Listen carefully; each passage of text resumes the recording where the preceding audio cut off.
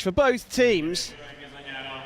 And we now switch over to women's foil. It won't be long until they come out. The flashing lights are up around the field of play. So I will welcome back the USA's men's foil team lead coach, Greg Macialis. Greg, welcome back. Thank you.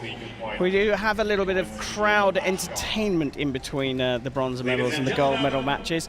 The host organisers here have done a fabulous job of entertaining the crowd in between matches, and we've just had a little bit of a photo op for some of them. They're going up on the big screen.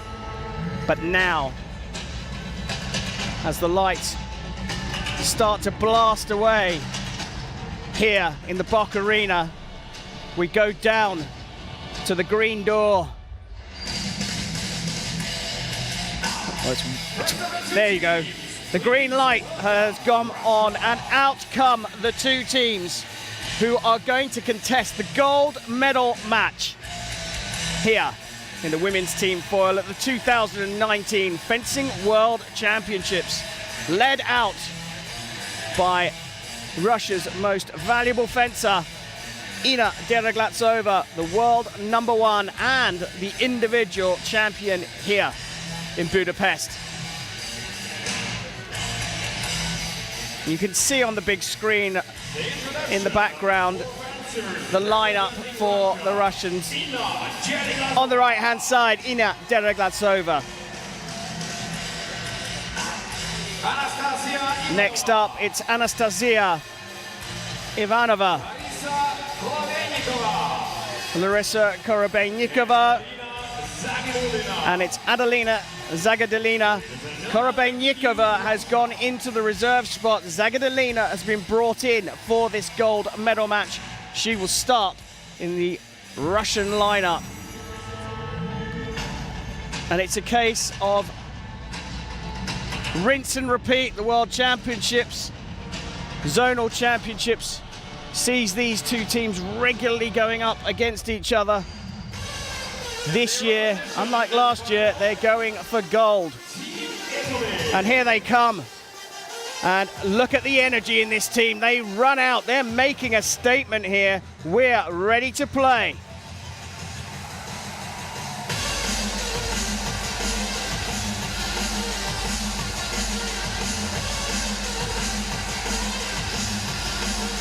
Brilliant stuff here, getting the crowd going with this pumping music.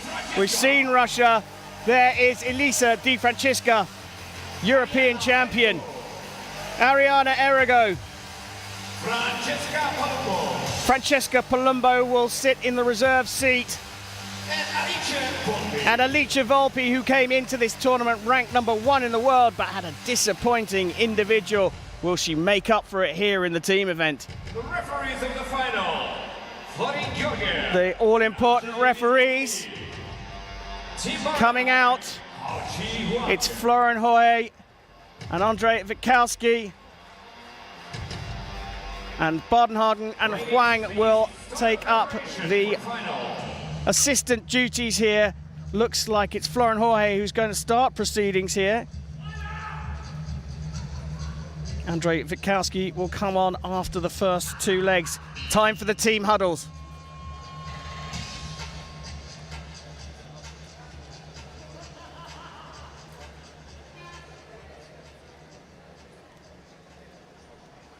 There's always a little bit of a debate about who goes first between these two teams. Florian Hoye getting involved and saying, come on, get on with your huddles. We need to start this match. And they're having a bit of a giggle here. The first contest is about who's going to go last in the team huddles. Italy decide just to shake hands, high fives all around.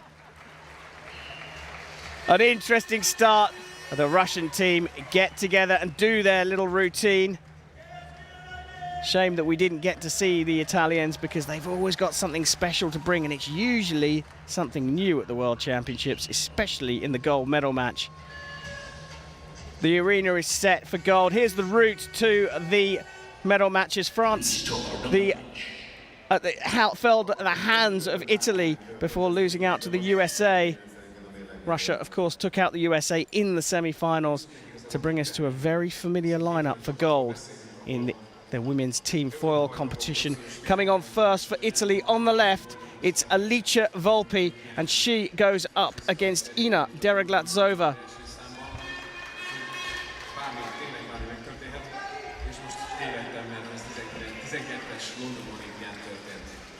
So here we go, the start of the gold medal match here in the women's team foil event. Italy versus Russia. Florian Jorge about to get us underway. Greg Macialis, we know these two duke it out regularly on finals pistes. Your early thoughts in this match? Well, I mean, obviously Russia is determined to come forward. It's interesting, this year we've had Elisa Di Francisca, who's come back on the Italian squad. So now you have the Italians with 3 world champions on their squad fencing against Deroglatsova and company.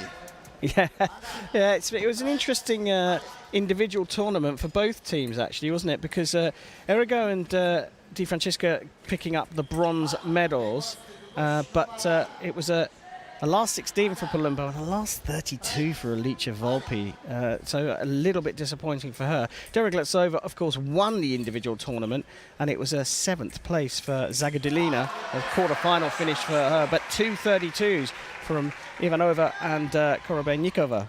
Yeah, I think it's going to go down to the wire, and the last match is going to be a little bit of a grudge match, I think, with Di Francisca and Deroglatsova going after it. Don't forget, Deroglatsova beat her 15-13, very close match in the individual event, even though it's like in the semifinals.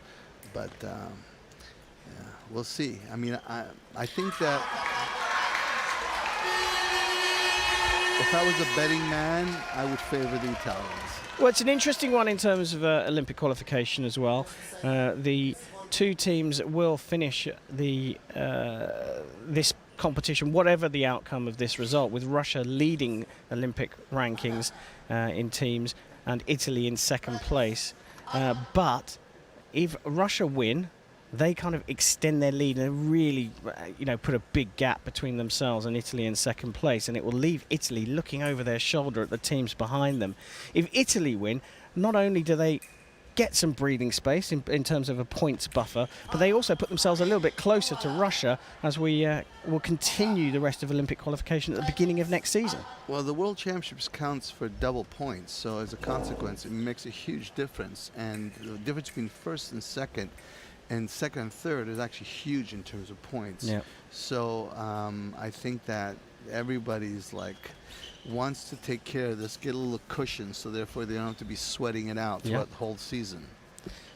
Yeah, an interesting battle here, but we do know that they'll finish 1 and 2 in the Olympic ranking. It's about bragging rights as much as anything here in Budapest.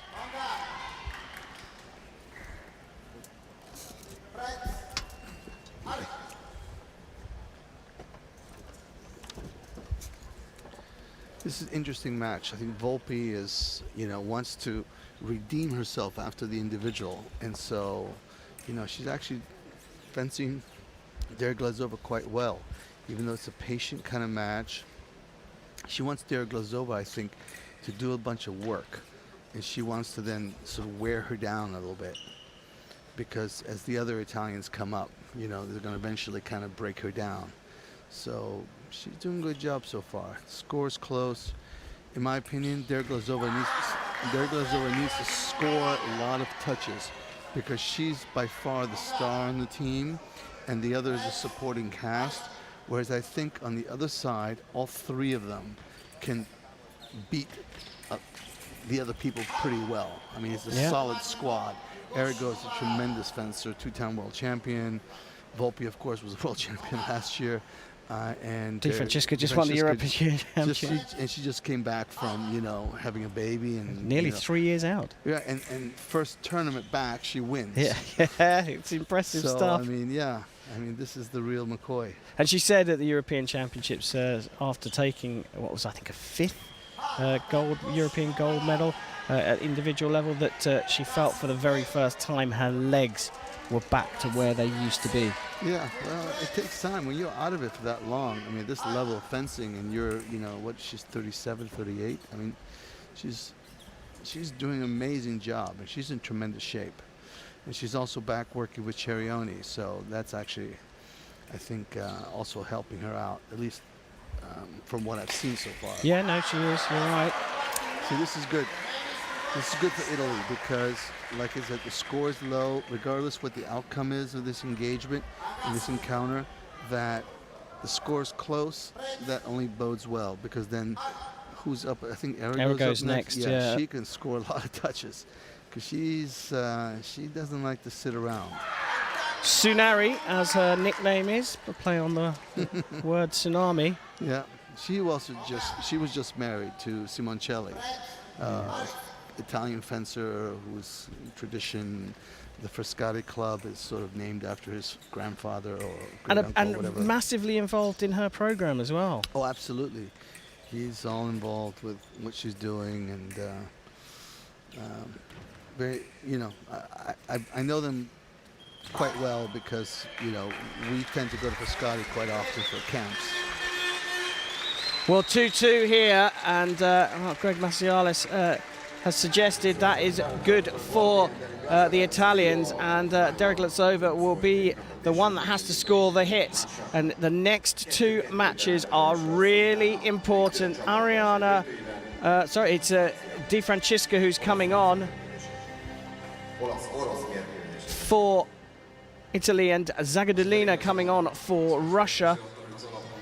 They just swapped our scoreboards around for us so that we've actually got the right order now. It's Di Francesca coming up against Zagadolina. These next two matches, crucial. Can Italy score some points?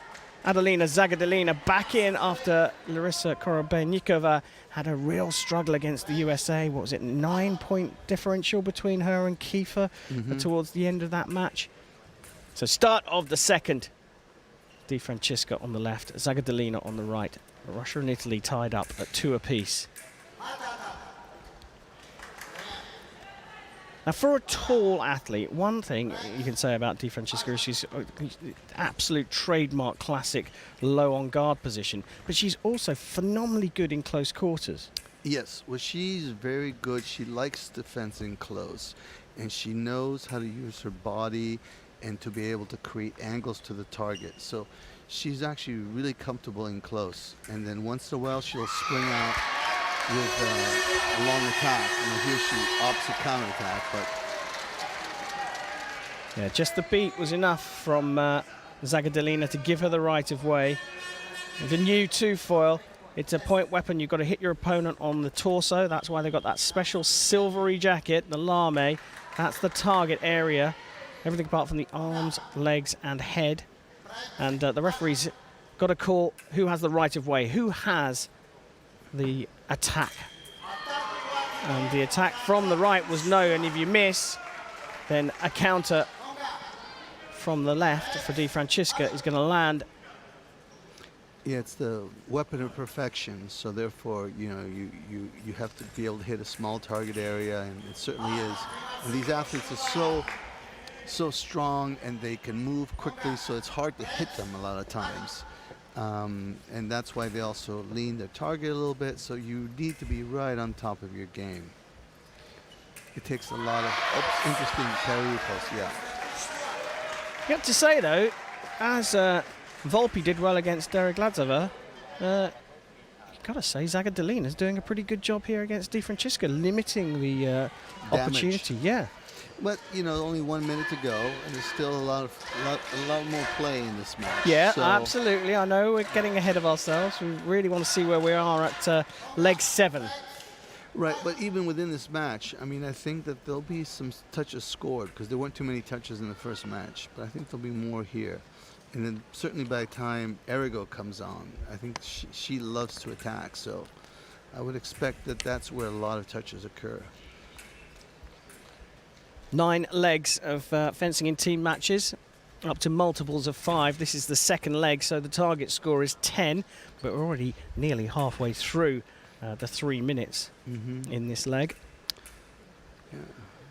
I think Di Francesca is just sort of feeling her way a little bit, but she's really covering herself up well. Like Zagulina, see like that? She got a parry. But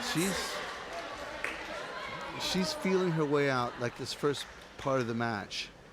And I think you're going to see her style kind of get better as it progresses, as she feels out the opponents and also how her rhythm and everything else. So I think we'll see what happens.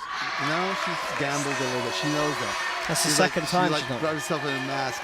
That was so stupid, you know? Yeah, it's the second time that's happened. She stepped in on the counter. Which is kind of silly because she's so much taller than the other fencer. The other fencer wants her to go being close to her, you know what I mean? Yeah. So therefore, if she's going to counterattack, just do it like running away, opening up the distance rather than, you know, stepping in, because that's what Zagulina needs. She needs to be in close to her to be able to score. Yeah, we do know that Di Francesca has an awesome stop hit as well. She can do that counter going backwards. Right, exactly. But the problem is, she needs Zagulina to actually attack. Right, she doesn't want to come. So they're kind of, it's like a little cat and mouse. Twice in a row, counterattacking again. Now that's a mimic of what Lee Kiefer was doing in the bronze medal match between USA and France. The shorter fencer opening the distance before changing direction and exploding into the attack. Correct.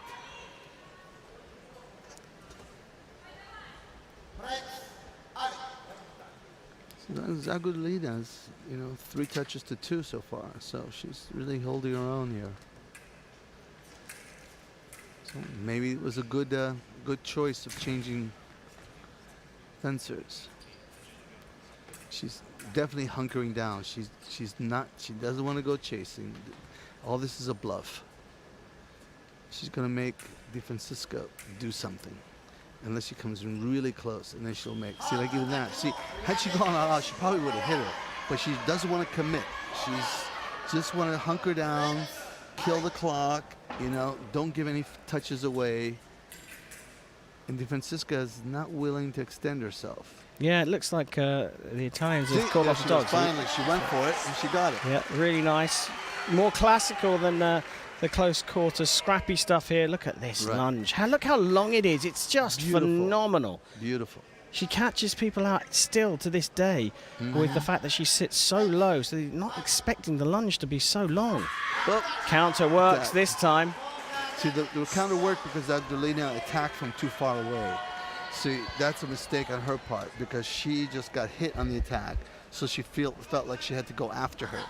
And of course, Di Francesca was waiting for her. When she attacked from too far away, blam, hits her with a counterattack. Notice, like closing out rather than stepping into it so much. So the Italians take the lead again. Yeah, and a good call from our foil expert, Greg Maciales, changing the counter from one moving forwards to one moving backwards. Di Francesca scores 4 to Zagulina's 3 and puts the Italians in the lead, 6-5. So coming on now, it's Ariana Errigo of Italy going up against Anastasia Ivanova.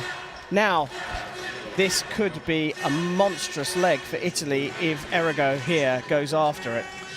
Yeah, if Errigo starts going after her, because we're going to 15 touches now, it's the 3rd match, so it's, you know, it's a cumulative score, so therefore they will fence until 3 minutes is up or 15 touches by somebody. And I think Errigo, she loves to attack, so I would see she's already. Yeah, so start of the 3rd leg here.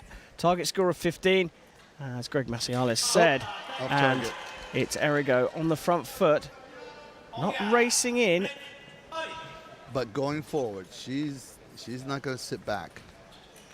See, she's going to push her agenda forward. Well, it looks like Ivanova is trying to spoil this one by closing the distance and really straight off the line there. Just looked up, eyes open with the first step, and then as Errigo came forward with her arm back, Ivanova landed one right in the middle of the chest. Well, Errigo's been fencing saber a lot recently, so, you know, this is where she, feel like she's lost a little bit of her point control in foil, so she's a little vulnerable to the counterattack, actually. Because saber, you have to You don't need a big motion foil. You need a small, more finesse handwork to be able to put that point on. And as a consequence, it's what Arago's doing is very difficult, but you know she's determined to do it against what the Italian Federation wants her to do. I'll leave you to pass comment on that one. But yeah, trying to do something that hasn't been done in over a generation, qualify. It's never been done in the modern era of. It's never been done in the modern era since the qualification rules came in. That an athlete is actually qualified by rights to go in 2 weapons. There have been athletes that have been at 2 weapons, but it's because they've been fencing foil, for example, and they've been added into the épée team. Right, but at the same time, nobody in saber and foil, because even you could have foil épée was sort of like point weapons, yeah. But it's saber and foil. That's really a difficult combination. Yeah. Well, the point though going to Ivanova, and if you're wondering what Greg and I are going on about, saber is a cutting weapon. You hit with the side of the blade. Foil's a point weapon. So you have to be really accurate with the tip of your sword in foil, not so much in foil, but that's a beautiful compound parry riposte. It's really, really good. Cart parry, disengage to the cart line of the left-hander, and then back around to the cease line.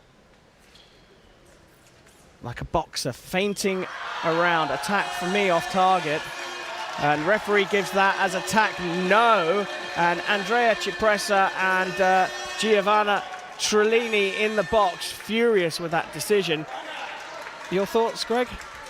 Yeah, I think that I don't think Arago stopped, so I would tend to think that that was Arago's touch, but no video, so can't make the call. That's what happens in previous touch she objected to. That's why you have to be careful when you make your challenges, that you don't waste them. Sometimes you let emotions get away from you. But often, more often than not, a decision like that riles Arago. Right. And brings out an even better performance. But it's 3-1 here to the Russian. She's wrapping everything up. She's really neat on her feet as well, isn't she, Ivanova? Yeah, and her actions, handwork is very small, very tight actions. So she's really doing a good job and able to control the distance. If you notice, she's trying to get it in close and doesn't make an action until the distance is really close. And then she surprises her by making a long-range attack. None of these fights have gone the way that we expected them to go. Volpi kept Deriglatsova tight in the first one. It was a role reversal in the second where Zagadolina contained Di Francesca. Here we thought Arago was going to go out on a run of hits against Ivanova, but the Russian has had other ideas and has opened a gap for them and their team. Right. It's interesting. We'll see. I think there's a certain amount. There you go. Nice. That's the same touch she scored before on. She drew her out and made the nice cut repost.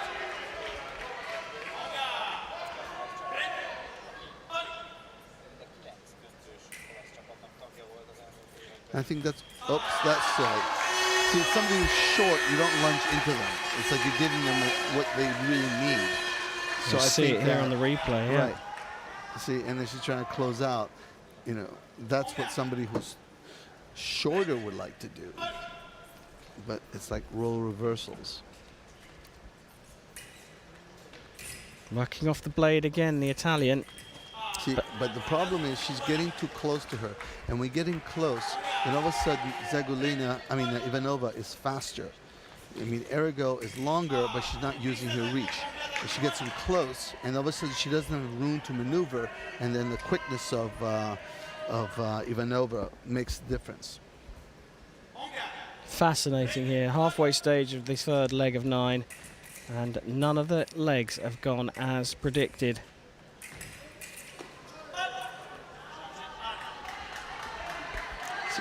If Arago could keep a little more space and make her lunge from a little further away, even if Ivanova parries her, she can come back and counter parry, you see. But she's here not she gets giving too her. close. She's getting close to not going, and then Ivanova takes the blade and hits her. It's not. She's not giving her any time to think. As soon as she gets to that lunging distance, she's gone. She's out. She just says, right, enough's enough, and goes for her. The Russian having an absolutely storming leg here. She scored a 6-2.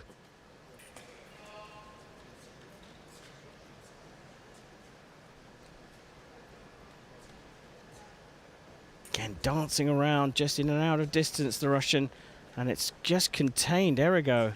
Right, because Errigo now is like, I've been pushing, and it hasn't been working.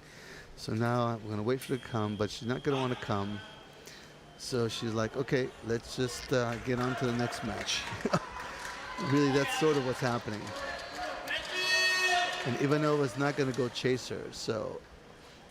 No, she's done her job for the Russian team here. She's going to hunker down.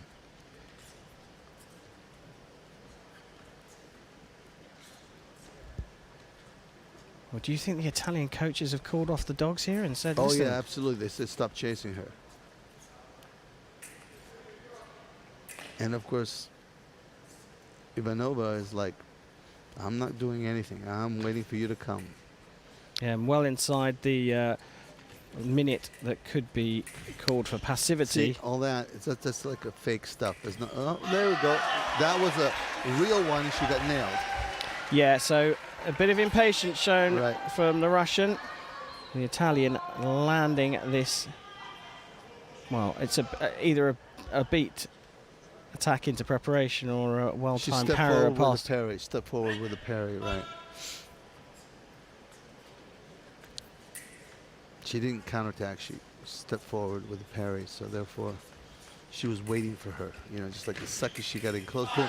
And she's doing it again. So she got to draw her out. Yeah, she slowed it right down, And the Russians are Errigo. saying, let her come. Stop going into her. Yeah, so She's waiting for her. it's execution now of the instructions from the coaches, and Errigo is winning that particular battle. We come to the end of the third period, and what was looked like the Italians staring down the barrel of the gun shows that Errigo can fight back from behind, but it was 6 points for Ivanova and just the 4 points for Errigo. But at the same time, this was not looking good for Errigo until the very end when she sort of settled down and then decided to push her, provoke her to attack her, and sort of made her defensive action as a second intention action, or counter time as people would say. And so therefore you draw her to come to you, pick up the blade and hit her, and got 2 touches there. So start of the fourth. We're a third of the way through this gold medal match in the women's team foil event, and it's Russia leading Italy just by 1 point, 11-10. The target score in this leg is 20 points, but that is starting to look like something that won't happen. Yeah, Volpi, I think this is a good match for Italy. This is a good matchup because Zagulina doesn't have the speed that Ivanova has. And so Volpi is sort of an elegant, tall fencer. And so I think that Volpi should handle her reasonably well here.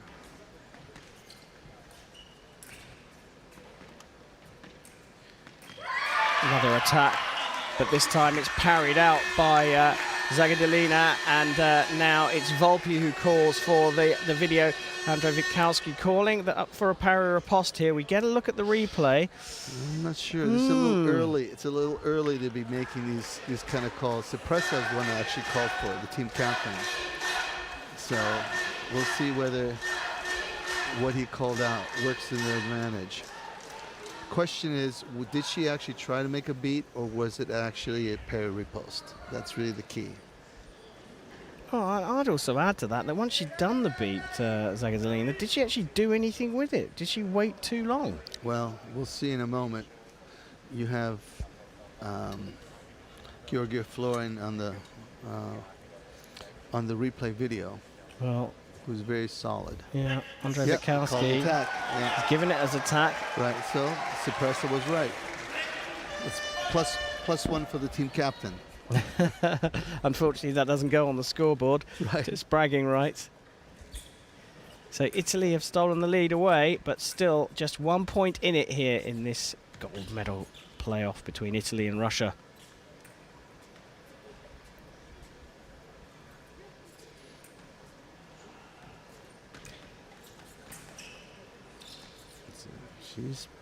Volpe's been very patient. Nice. See, she's very patient. She's pushing her in the corner, forcing her to make an action, and then countering off of it. Do you think that's second intention, or do you think that's just reaction? No, it's second intention. It's definitely.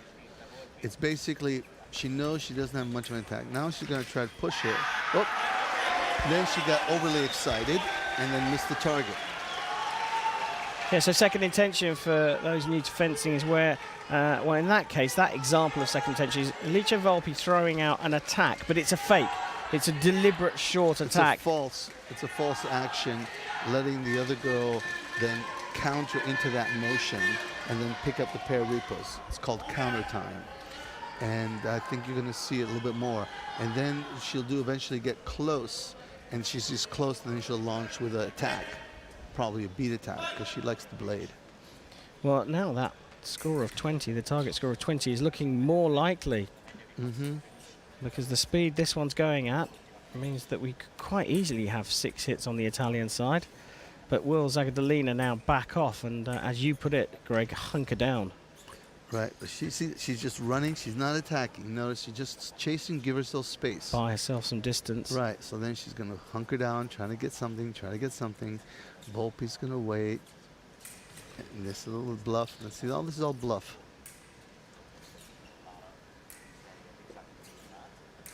Clever stuff from both fencers. Right. But particularly at the moment, Zagadolina, she's killing time. She's trading the distance here. See, and then change up, step in to kind of confuse her so she can't just like attack freely. Active in defense. That's all a bluff. Now Volpe depends what she wants to do slowly. She wants to put it up, attack, but off target.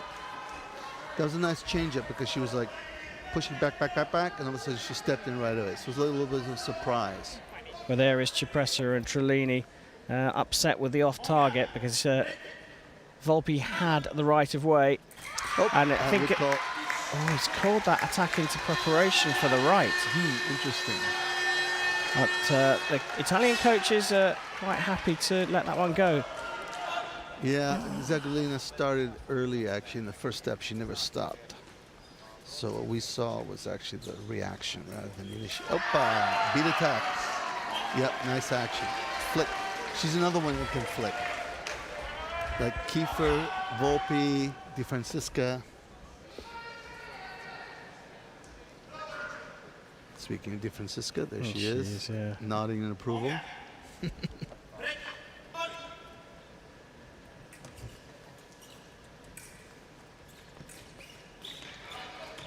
Zagadolina pressing here. Parry post. Ooh, close. Just mal-parried. Nicked her on the leg.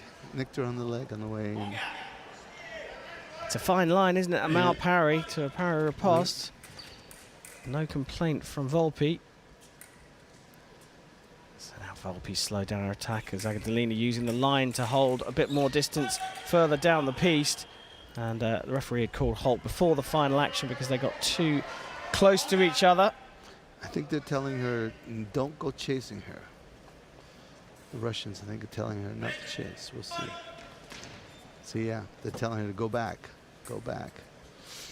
So now the question is whether Volpe is able to see this little fake stuff. Volpe needs to make a launch a beat attack if she wants to do anything. She's not going to come out. See, she's waiting to get close, make the beat attack.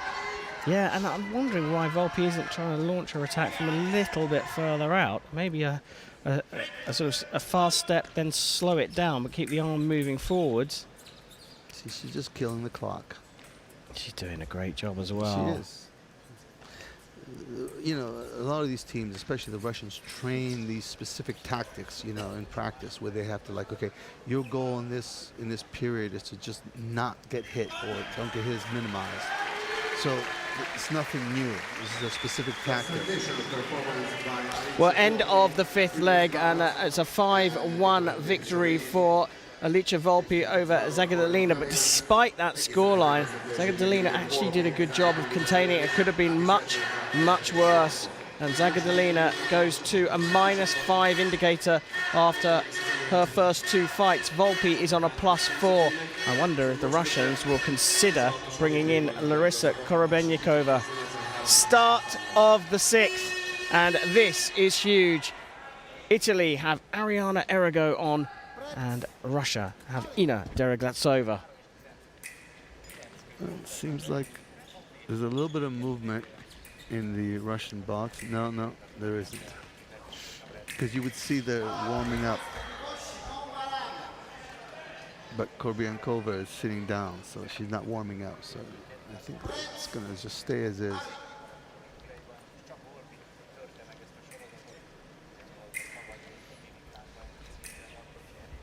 Well, perhaps they're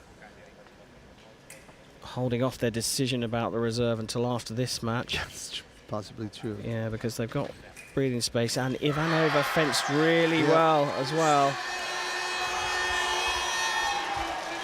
So certainly not going to bring Ivanova off, and Deroglatsova is here to close the gap.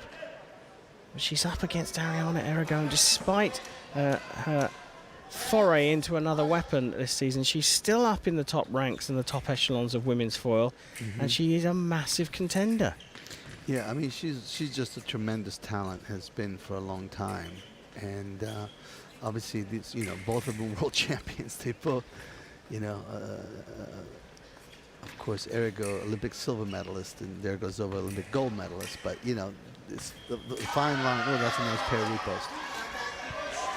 See, the nice thing is that Errigo is making Deroglatsova work.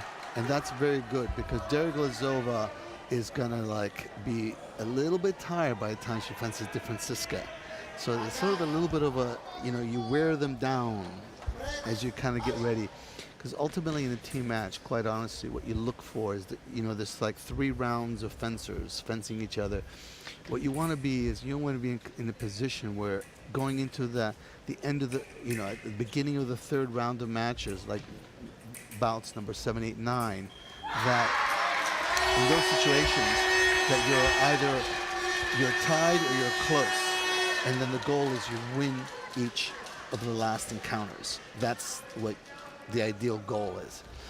So structuring the team match around preparation for the last third of the match. That makes total sense to me, but like you say, it doesn't always pan out that way. So in this case, Errigo, they're ahead. Attack. Now this one is close, only because the beat was a little bit low, but I think it's still the attack. And Errigo looked to the box, and Cipressa said, "No thanks, don't call the video." Right. She's trying to parry, the other one's attacking, and there's 1 beat. If there were 2 beats, it would have been beat attack and then parry repost. Attack left. She had a chance. See, this is where I think, it does make a difference, a little bit of the fine point control. And that's where Errigo hit off target. Because Sabre is about finding the rhythm and tempo,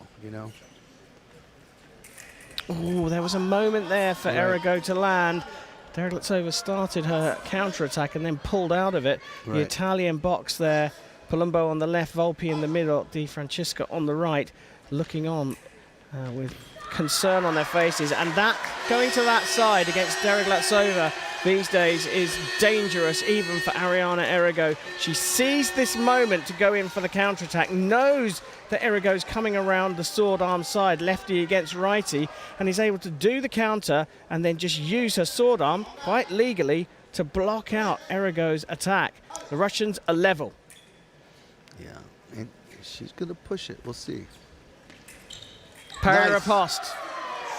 See, she overly pushed it. I don't know what Deroglatsova challenging. No, the coaches are saying, don't do that. No, but no, that wasn't correct. That was correct. It was a pair repost. Yeah, we get the overhead here. Deroglatsova took, Errigo took her time with the riposte, but it was her right of way, and she just does a double. Well, Don't she see had to that so much. Well, she had to deceive her blade. Yeah. Because she's trying to remise and make a circular opposition, so she had to get around her blade.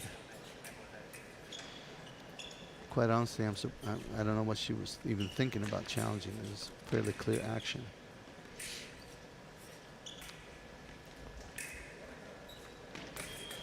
See, I think right now, Ergo being defensive or pushing and defending is the way to go.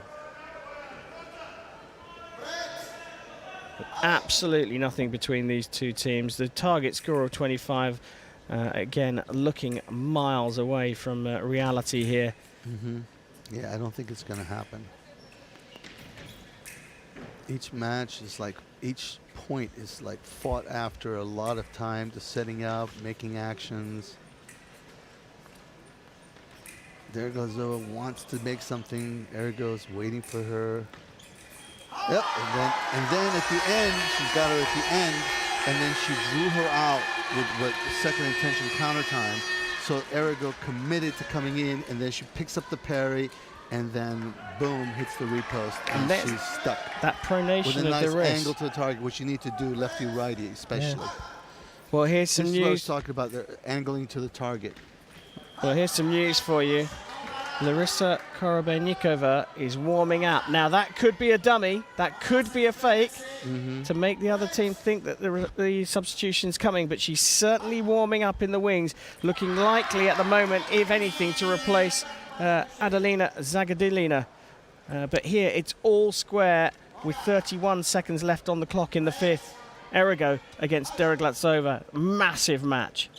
If there's a change, it would happen. Whoa, nice attack. Beautiful. And that is the Russians stealing the lead. Deroglatsova came in 3 points down here. She's just edged them into the lead in this incredible encounter between Italy and Russia for gold. Yeah, Ergo was pushing too much, and she wasn't really ready for her to come out. And she surprised her with an attack early in the situation. Nice counter. So she drew her out. She committed early, came out, and then, of course, Deroglatsova parried, and then she came back, counter parried off of it. It wasn't the prettiest of actions. No, they all count. Tactically, it was very good, right. 16 seconds left on the clock, and Deroglatsova tries to launch another surprise attack. Yeah, we'll see what happens. I don't know that much is going to happen now. Yeah. Ooh. Final action for Florin Jorge is from Deroglatsova. She wants this lead. She wants to get out of the fifth leg, having put her team in the lead, and just under 10 seconds left to go in this leg. Will Ergo dare to chase it down? Doesn't look like it. Yeah, I think that this is now, it's out. Of course, it's over. So it's done there. The fifth leg over. And Deroglatsova has done a cracking job for the Russian team. She took that fight 7-3 and puts the Russians 1 point ahead. Now, has the substitution been made? I didn't see anyone going to... No, she doesn't seem to. It has to be finished down now, and I don't see them. Are they talking to the... No, they haven't. No, so it was a dummy because Adelina Zagadilina's warming up as we look back at that replay of the final hit and the handshake of respect between the two athletes, Deroglatsova and Ergo. Start of the sixth here. Russia leading Italy 19-18 in this match-off for gold in the women's team foil. This is an interesting part for Italy. This is where they have a shot at really getting ahead, because again, it's like, if you notice, Deroglatsova, Ivanova is holding her own here.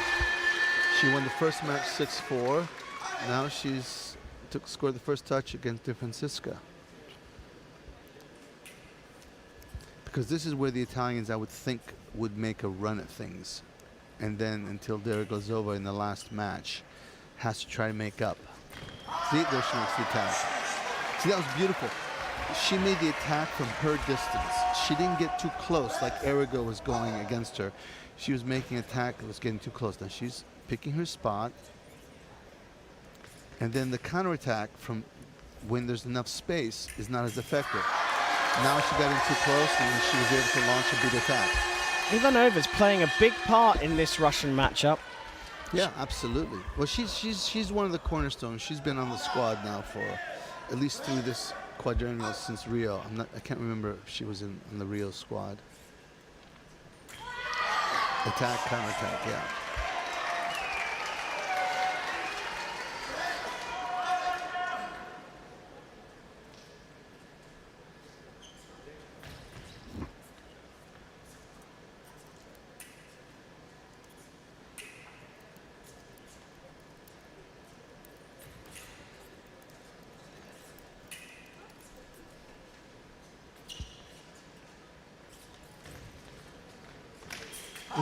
Off target.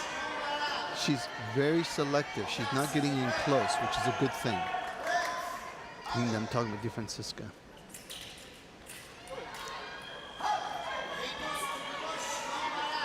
Get into that low position, low leaning position makes it hard to get hit.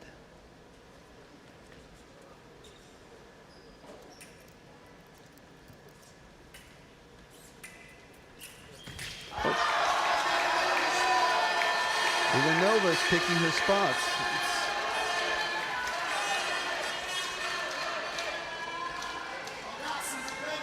If the Russians win this match, because Ivanova really doing a tremendous job.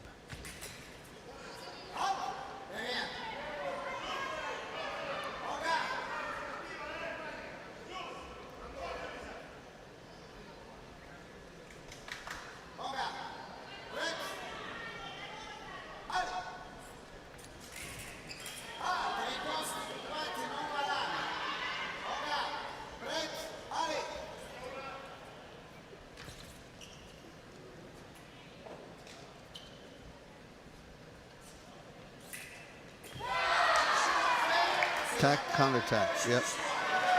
They're going to challenge, but I don't think that... Because Di Francisca was moving forward, and then she beat, and the other one tried to parry. See, she's moving, so it never stops, so it's going to be hers.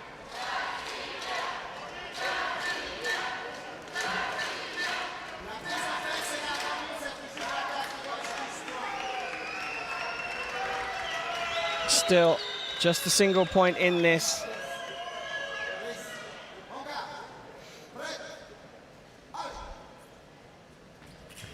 Oh, surprised her. Stepped in, but hit off target.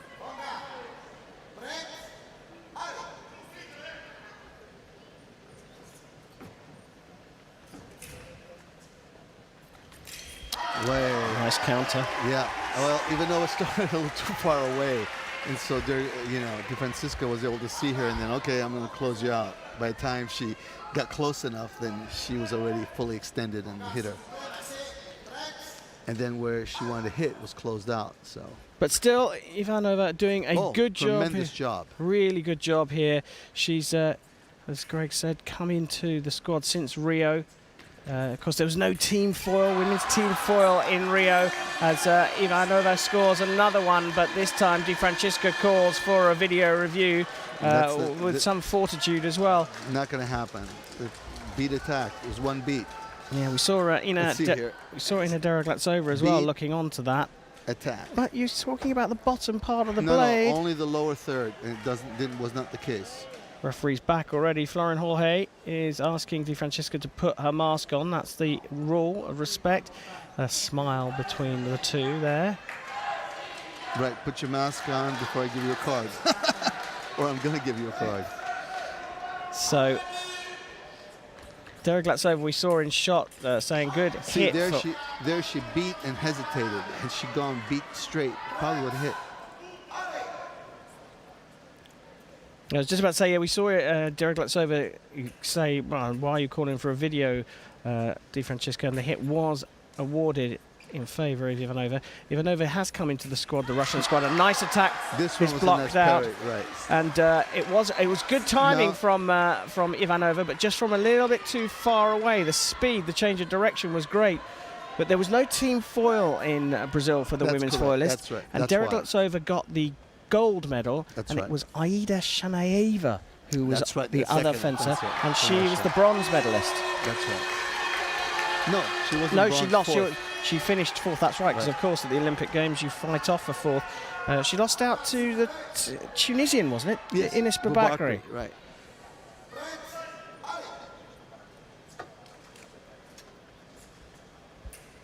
Who is now married to the Frenchman Lepechou, the anchor of the longtime anchor of the French team. Great anchor as well. Right. He's come back from some big holes. Babakri was here fencing as well, but no Tunisian women's foil team. Yeah.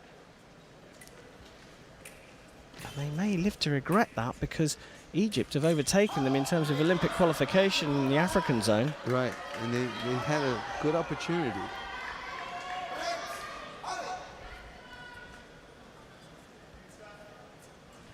Let's see. Is Francisca going to go for a touch?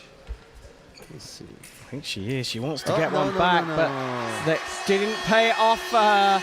Another one from Ivanova. I think that probably will do it. 25 plays 23, and yet again a fight that hasn't gone as we predicted. This is a really interesting matchup here between these two, and it's been completely unpredictable. I think these World Championships could be dubbed the unpredictable World Championships. Absolutely agree. There's been, the sort of conventional folks have been wrong in so many of these events. This will be the one. I think this will make all the difference right here, because Zagulina is the weak link. Errigo is a solid fencer. If she can impose her will, then, because the other two can go either way. I mean, look at Volpi fencing Ivanova fencing really well, so that could go either way. Di Francisca, there goes over, that could go either way. So this is the one that I think could change a lot.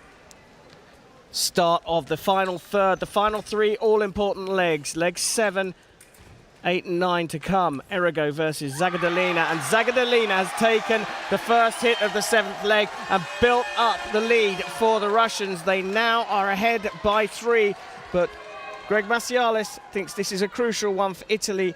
The target score is 35, so if Errigo can get on a roll here, she can really put the Italians in a commanding lead. I would be surprised, though, because Zagudalina, if she does get hit a few touches, she's going to figure out ways to kind of kill the clock. So I don't think you're going to get a whole lot of touches. See, even there, see, she's going to counter-attack, move all around, make it difficult.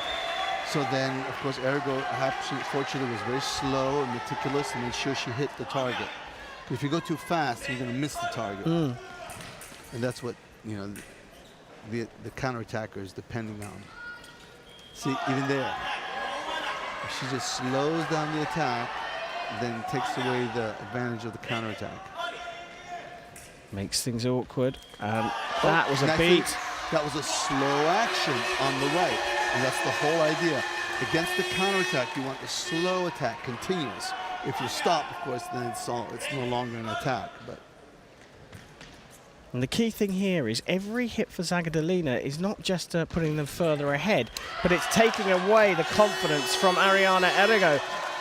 And this time, the first action is no, Andrei Witkowski, the referee says, and we have our first video review. This is all important, because if that first action is not given for Errigo, and the Russian coach there suggesting pari riposte, then Errigo has no more video reviews. That's right. But we'll see what happens, what Florian has to say about this one. Did you see a parry in there? I think I tend to favor the attack being good, but I'm far away and I can't hear the noise. And we're both old, so our eyesight's terrible. Perigos, they called it. He called it. Like I said, from up here you can't. You have to hear these sounds, Yeah. Yeah, and with the sound of the blade, and a lot of times it's very small, very small beat. And there's a vuvuzela in the crowd as well, which is making things very difficult for us to hear. I thought those things were banned after Rio. Yeah, so did I, but apparently not. Not in Budapest, anyway. Russians are able to use them, I guess.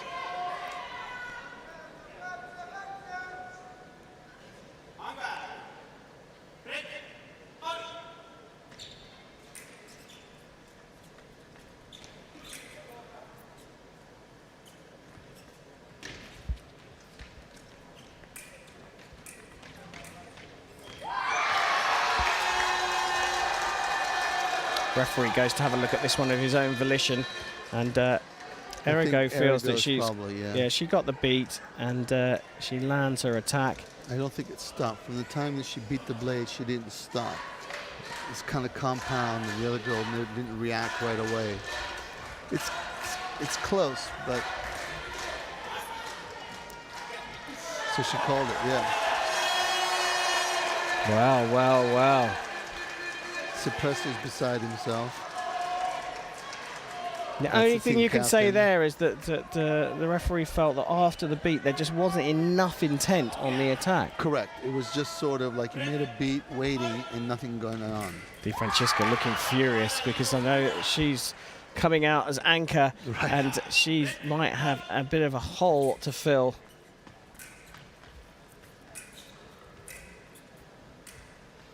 Zagdalina's doing a good job here. Executing the game plan when the job is to go out there and spoil. You know, it may not be the prettiest thing, it may not be full of hits, but that's the task to becoming the world champion. And if she's executing it as well as she is here, she's giving Russia a massive chance. Right. Errigo has been the weak link, actually, if you look at the scores, unfortunately, for Italy.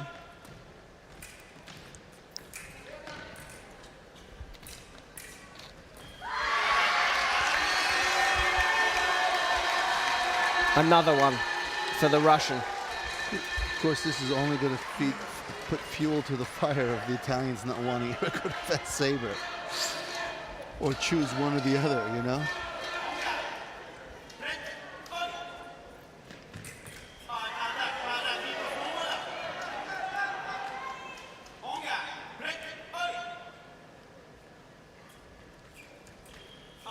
This is a great match. These two are really providing everyone with the very, very best of women's foil. Sometimes it may not look that pretty, but it's part of the game plan for both teams to spoil when the opponent has a stronger player on the field. But you've got to say, Ivanova has performed absolutely superbly along with Dereglazova, and now the baton's been handed over to Zagdalina. They threw a bit of a dummy with perhaps putting on Korobenikova, warming up in the sidelines. So all four of the Russian team have played their part in this lead.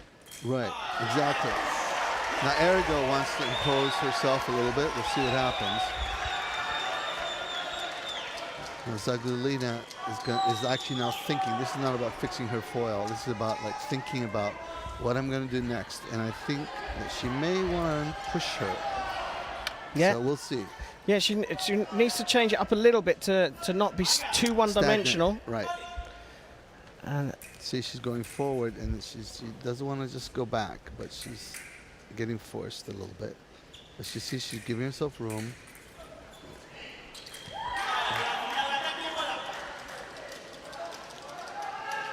Pressure starting to build on this Italian, Ariana Errigo.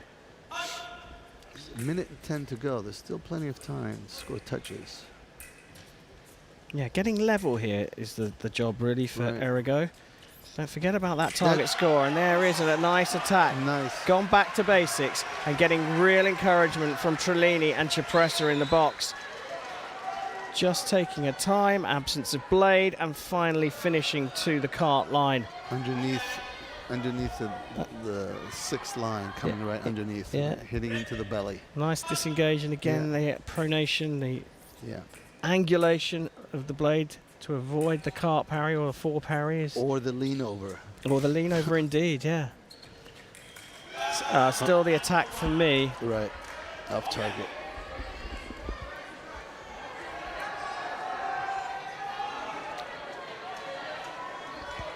Zagdalina's got a yellow card? I don't know where that came I was just about to ask you. It just popped up on the screen.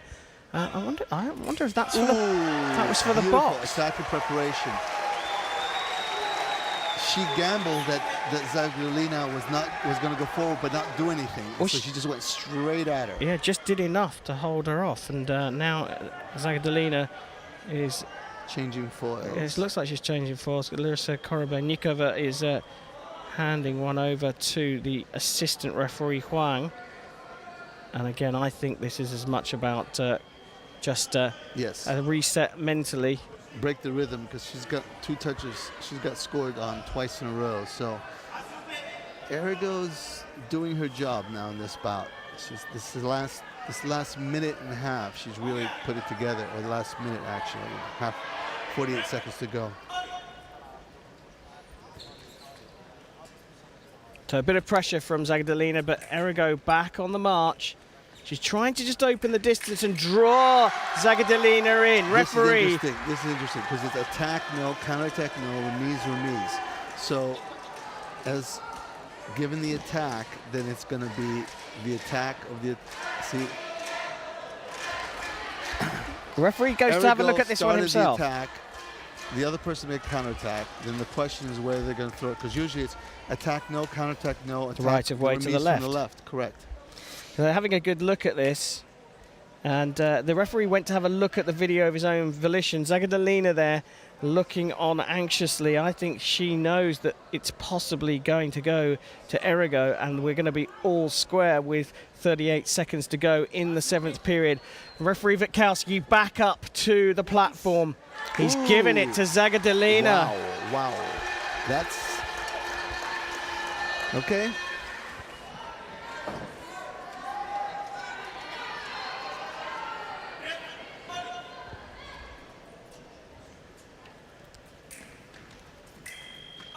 Zagadolina is really fighting away. I'm really impressed with her fencing today. Yeah, she's just got to close out these 34 seconds.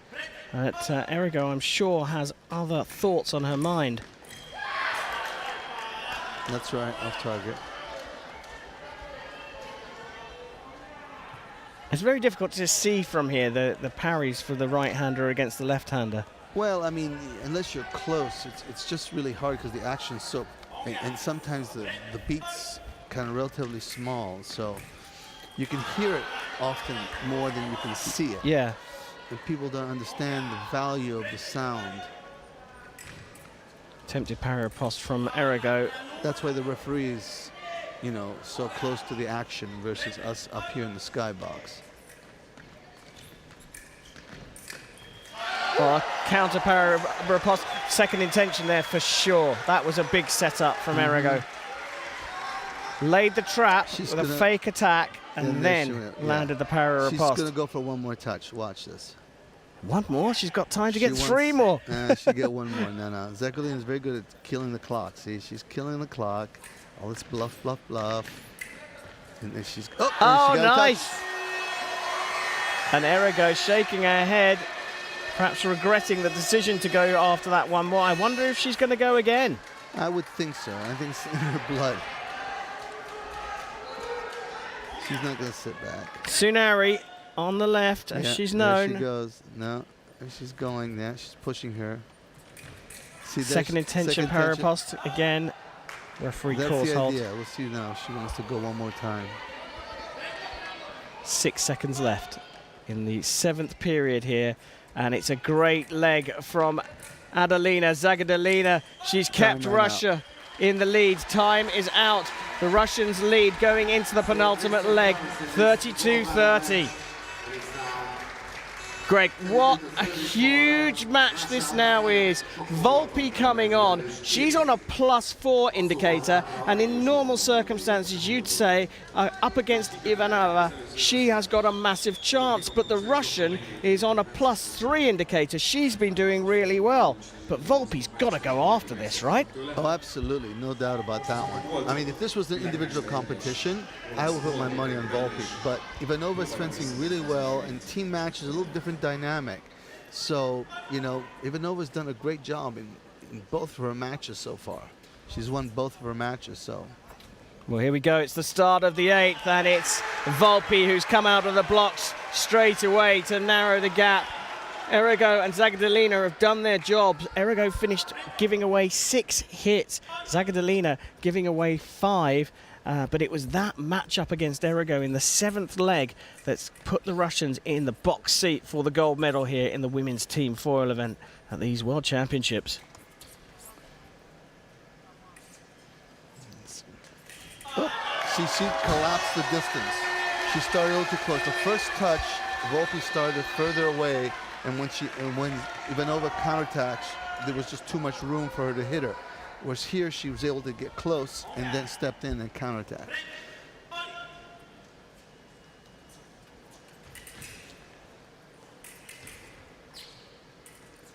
It's always a fine line. See? Enough space, you can't reach me.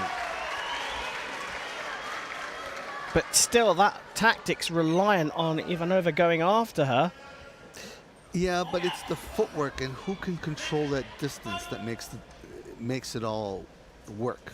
Like here, there's little moments that in and out that, you know, one is too close, the one's too far away. And being able to make that, just pick the right time with the moment. See, like there it goes. Same action. So she made her feel like she's too close, so therefore Ivanova feels the comfort to attack. And all of a sudden then she pulls the distance. So all level now. Alicia Volpi has bags and bags of time. And I wonder if it's going to be the Russian coaches that ask Ivanova just to settle down a little bit. Throw in some dummy attacks to keep Volpi thinking, but don't actually commit to anything. Right. But eventually she's going to be, Volpi will attack. Like that. Attack good. Definitely.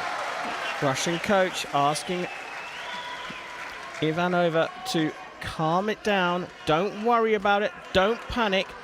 Keep with the tactics. Keep moving. So far, that's 4 touches to 1, though. So, you know, this is where... And we've only had a minute. Yeah. So if it goes like that, it's going to be 12-3 in this match. And we can't get to 12-3 because it will mean that Volpi's already got to the target score of 40. 40. It's possible. Now, Volpi's slowing down, though, so we'll see. I think she's just going to look to score 1 or 2 touches. And I think they would be happy with if they could have a 2 or 3 point lead, and they have plenty of room to do it. Oh. Because Ivanova never really committed, even though she made the attack, and Volpi came back to parry, she came back to counter parry. That was already set up action. She didn't really commit to a full attack. Allowed the distance to close up, and the shorter fencer, usually the favoured one in close quarters. That's right.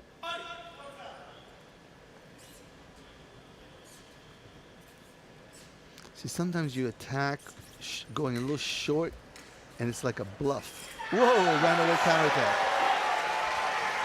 That is not choice number 1 when you're in close quarters, but somehow Volpi got away with it here. They got locked arms, Right. and opening the distance up often leaves you more vulnerable than your opponent. But Ivanova was trying to parry so much cover up that she didn't get a chance to like extend herself, in which case once Volpi ran away, then she's okay, I'm going to throw a little counterattack while I'm at it.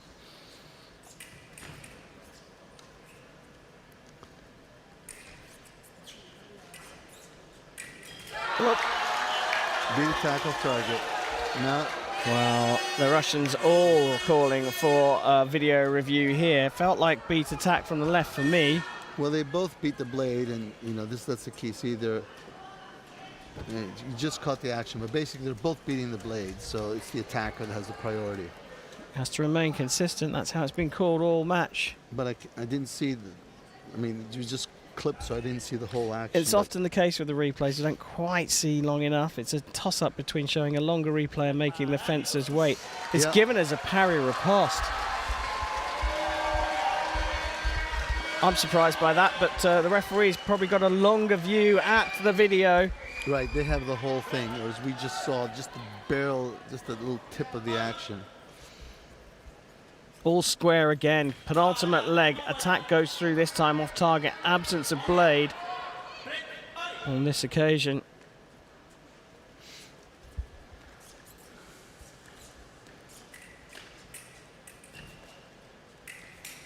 Ooh, nice. See, she's not committing to a full, Ivanova's not committing to a full attack. She's attacking to let her parry so she can come back and counter parry repost. Yeah, and she's almost showing the target over the shoulder to go for the attack. She's always looking to keep that short. And then once in a while she'll step in and counterattack. Well, Volpi's closed the gap up by 2 points to level things up, but Ivanova's killed time here, and it looks like we have the potential for the anchor legs to be decided between Di Francesca and Dereglacova. Yeah, we're feeling. Yep. First actions note from the Russian, right of way picked up by Volpi. Referee asked to go and have a look at the video. That search for the blade there, that was enough. Yeah, she just held a little too much.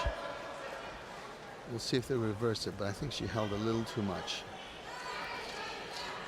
She had the right of way, the Russian, but she stepped in and did a circular C. She looking. Yeah, because she wasn't sure she was close enough. See, that's what happened. Yeah, and now. So she was like banking on trying to pick up the blade, but she didn't come, and then by the time she went, it was too late. Well, Volpi has the lead. The Russians are behind again. This has been topsy-turvy, though. I'm sure it's not done yet. Ooh, nice. Compound repulse. Picks up the parry and then makes a really nice small 1-2-3 action. 12 seconds to go in the penultimate leg, and Volpi stolen the lead back. 1-2, boom. 37 plays 35. Will Volpi go after one more? Doesn't look like it. I don't think so. Well, I mean, she take a safe action. That's a safe action from far away. Well, they back away at the end of the 8th, and all of a sudden, Italy have the lead. They led 6-5 after 2. They led 15-12 after 4. But since then, the Russians have had the lead at the end of every leg, right until now. And now we go into the final leg, where Elisa Di Francesca comes on for the Italians, and Ina Dereglacova comes on for Russia. What a massive matchup this is in the gold medal match in the women's team foil event. In the European Championships, in the individual event, Elisa Di Francesca took Dereglacova apart to take the European title. Here in Budapest in the individual event, Dereglacova got her own back with a semi-final victory. What more could you ask for, Greg Macialis? This is the battle of 2 Olympic champions. Don't forget this one, Dereglacova beat her in Rio for the gold medal match. And of course, Di Francesca gold medalist. So 2 Olympic champions battling out their team. Yep, little preparation. Brilliant stuff, though, isn't it? I mean, you could not ask for more here. These two, goddesses of foil fencing on the piece, duking it out. So close in terms of scoreline for the gold medal in the women's team foil event. And it's Italy versus Russia. Amazing stuff here. Both of them are mothers, incidentally. Dereglacova had a child much younger, and Di Francesca just more recently. Wow, nice action. Lovely action. Takes the blade, boom, boom, and touch. Italy has won the women's team foil event a record 16 times, including 6 of the last 9. Yeah, counterattack. She gambled it. That's okay. She's ahead. She says, why not? Italy are contesting their 10th gold medal at the World Championships in a row. Yep. They're tough. U.S. won the gold medal last year, beating them, but didn't work out this time. Russia are here to win their 5th world title in the women's team foil event. And Ina Dereglacova will be well aware of that. She can win a record 7th medal for Russia in this event, along with Larisa Korobenikova. So she's asking a video challenge for covering of the back arm. Thoughts? Ooh, Thoughts? She may lose a video challenge on this one. It's close, but yeah, it's close. But you know, the problem is also the video only looks at from this side, so it's actually kind of hard to see on that side. Yep. Hit stands. Italy still with a 2-point lead.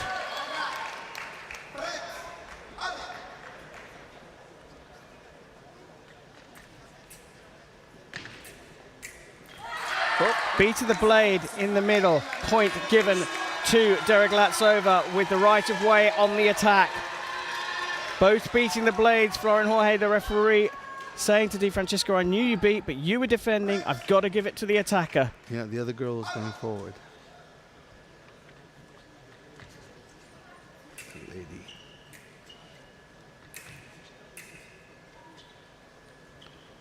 Derek-Latsova trying to open the space up a little bit to create something. Di Francesco closing her down. Di Francesco's. Whoa, off target.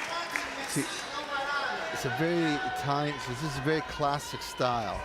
Italians going forward, trying to close the distance, grab the blade, and the Russian trying to play in and out off of that. Instructions being barked out from the Italian box there by Andrea Cipressa. Means so much to both these teams.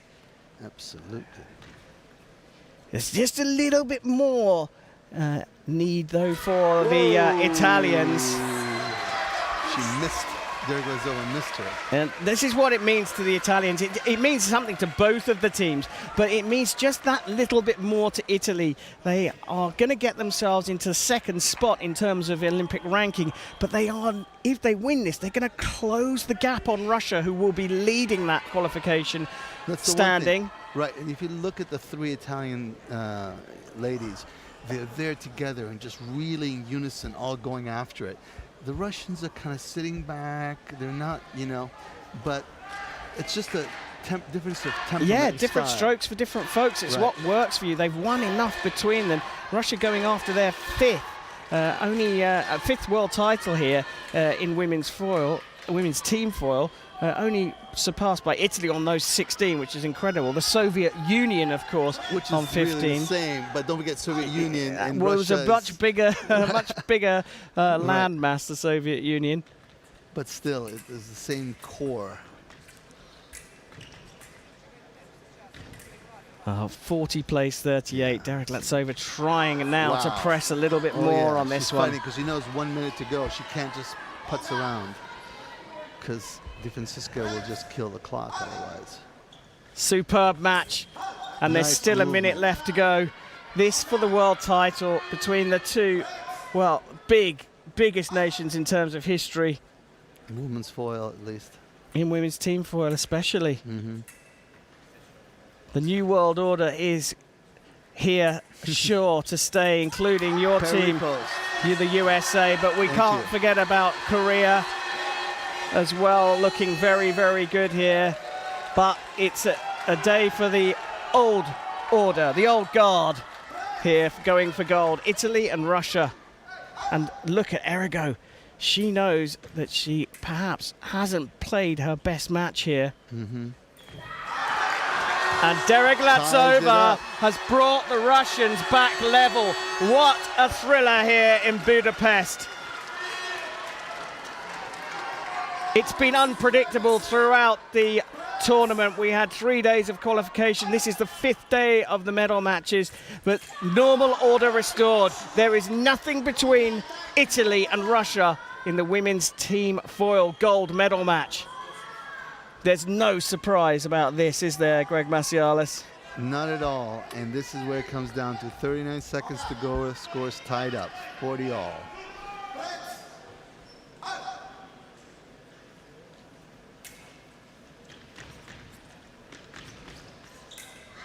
Oh, nearly a power riposte for the Russians. Derek-Latsova still provoking. She's really pushing the issue. She's moving.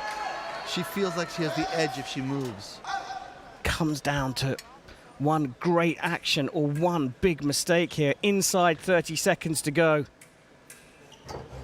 So is she going to commit or not? It doesn't look like it. Di Francesco doesn't want to go. She wants Derek-Latsova to come after her. Oh, Parry riposte fails. Parry riposte fails. The lean over remise.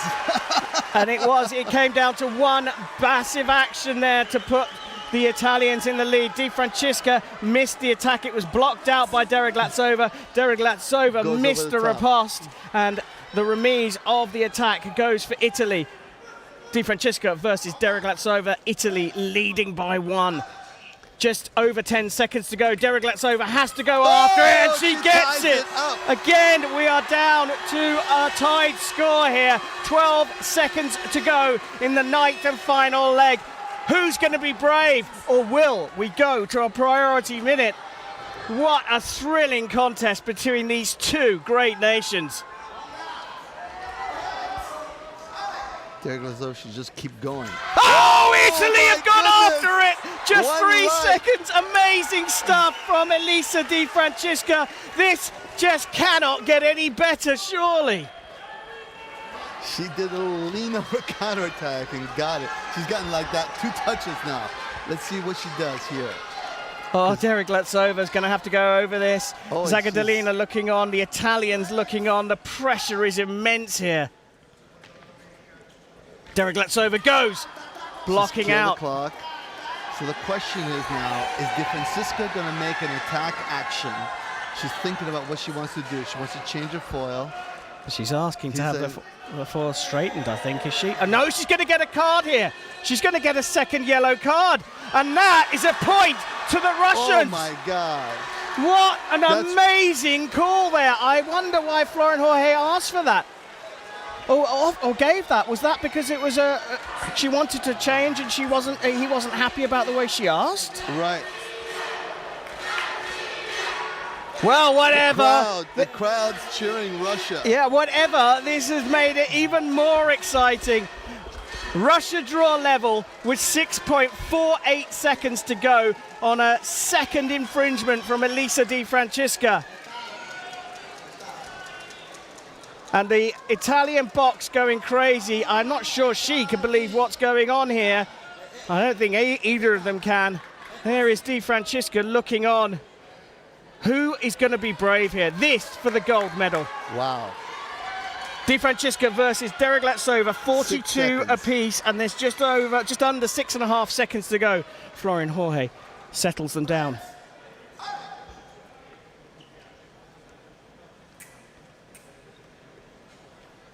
Yeah, nothing happened. A priority minute at the end of an absolutely brilliant contest.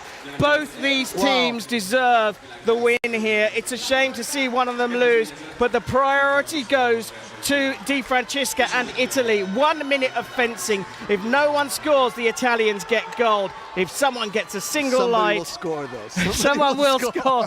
But whoever it is, they will take the gold medal in what's been a thriller. We're underway in the priority minute. Di Francesca pressing. Derevyanceva all over the blade. And a parry riposte for Elisa Di Francesca. Went for the attack, but the parry riposte from Ina Derevyanceva in an absolutely brilliant World Championship gold medal match gives Russia the title of Women's Foil Champions of 2019. Oh, Greg, give me a break. Tell me what happened there. That was incredible. Well, she wanted to go for it because she felt like Derevyanceva was coming after her, and she just committed a little too soon. Obviously, you know, but I think that Derevyanceva is so good on defense.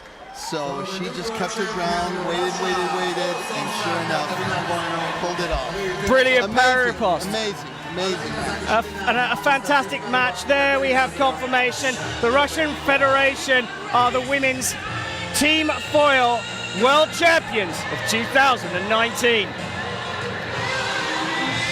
Oh, I mean, just hats off to both teams there. Obviously, the bigger congratulations to the Russians who get the gold medal as Mavlyutov dives in to congratulate his charges, but oh, what disappointment for the Italians. Yes, I mean, somebody has to win, somebody has to lose. I mean, I know it's easy to say, but the truth of the matter is that this was a great match by both sides, and they each had a chance to win it.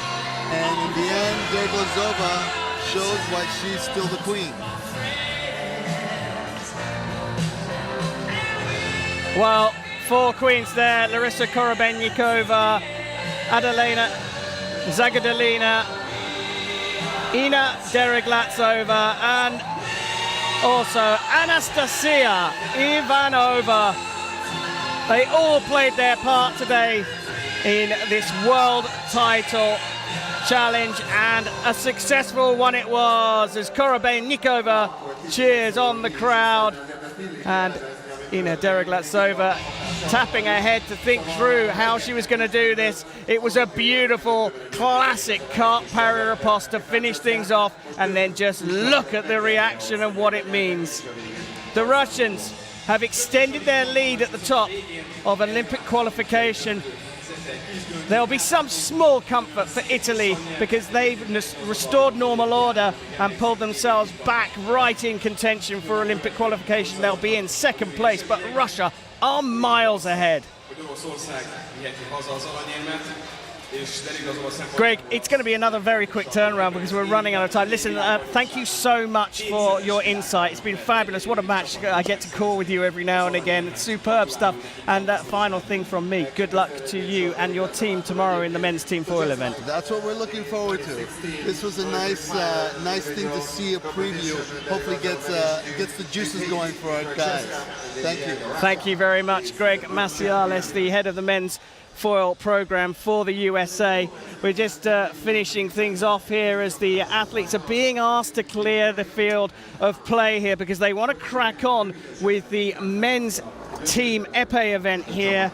But there is confirmation that Russia take the gold medal in the women's foil event in a beautiful contest that was decided in a priority minute. Russia win it 43-42.